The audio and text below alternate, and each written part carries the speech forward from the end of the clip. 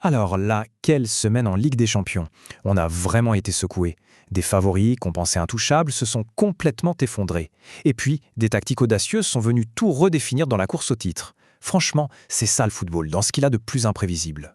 Pour bien comprendre ce qui s'est passé, on va analyser tout ça sur 3 niveaux. D'abord, on va regarder les démonstrations de force sur le terrain, celles du PSG et de l'Atlético. Ensuite, on passera en coulisses, pour voir comment les stratégies complètement opposées du Bayern et du Real Madrid sont en train de dessiner le futur. Et enfin, on va parler d'argent. Parce que oui, cette quête de gloire, c'est aussi une question de survie économique. Allez, on commence avec le premier séisme de la semaine qui a eu lieu à Paris, là où le PSG n'a pas seulement battu Liverpool, il l'a littéralement démenté. La presse anglaise a trouvé les mots justes, je trouve, cauchemar à Paris. C'est un titre qui pointe directement du doigt la faillite tactique totale de l'entraîneur Arne Slot. Regardez-moi ce chiffre, 74%. C'est la possession de balle du PSG, c'est juste écrasant. Pour être clair, ça veut dire que Liverpool a passé la quasi-totalité du match à courir après le ballon, sans jamais pouvoir imposer son jeu. Et si ce 74% est déjà impressionnant, le chiffre qui suit est encore plus dingue. 0. C'est le nombre de tirs cadrés de Liverpool. Une équipe de ce calibre, réduite au silence le plus complet, c'est la première fois que ça leur arrive en 6 ans. C'est un effondrement offensif historique, il n'y a pas d'autre mot.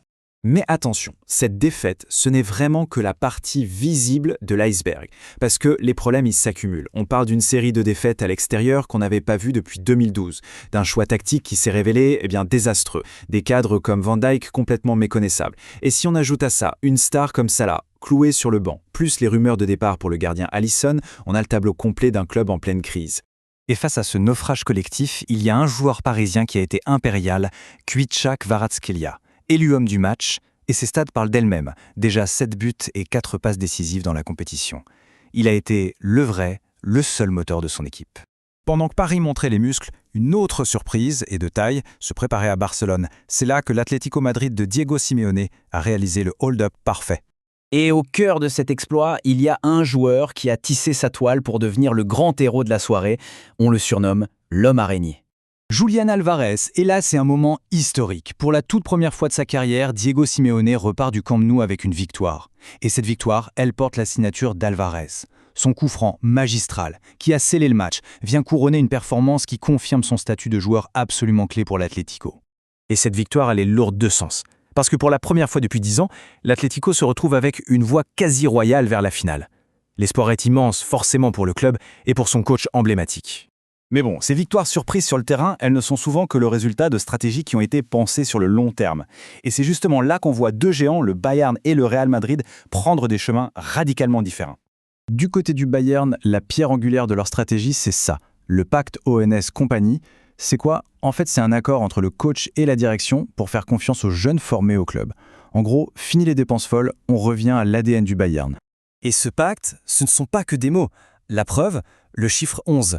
C'est le nombre de jeunes du centre de formation qui ont déjà fait leur début sous Vincent Kompany. La révolution est bel et bien en marche. Ce visuel, il résume parfaitement ces deux philosophies qui s'opposent. D'un côté, on a le Bayern, qui construit patiemment son avenir en misant sur sa jeunesse, et de l'autre, un Real Madrid qui semble un peu naviguer à vue, aux prises avec des gros problèmes défensifs et une forte dépendance envers ses vétérans. Et cette incertitude, elle se traduit par des chiffres assez inquiétants. Ce graphique montre l'explosion du taux de défaite du Real Madrid. On passe de 3% à plus de 22% en seulement 2 saisons. C'est la conséquence directe d'une stratégie qui a du mal à se renouveler. Et forcément, la pression sur la direction devient énorme. Parce qu'au-delà de la gloire sur le terrain et des stratégies, il y a une réalité incontournable, l'argent. Pour certains clubs, la Ligue des Champions, ce n'est pas juste un trophée, c'est une question de survie. Regardez ce chiffre, moins 105 millions d'euros. C'est le déficit financier qui est projeté pour l'Olympique de Marseille pour la saison 2024-25. C'est un véritable gouffre. Et ce n'est pas un accident de parcours. Le contexte est très clair. Depuis le rachat du club, pas une seule saison n'a été terminée dans le vert. C'est une perte qui est devenue structurelle.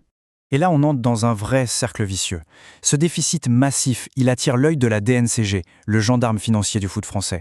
La pression réglementaire devient si forte que la qualification en Ligue des Champions et les millions qui vont avec, ce n'est plus un objectif. Ça devient une question de survie.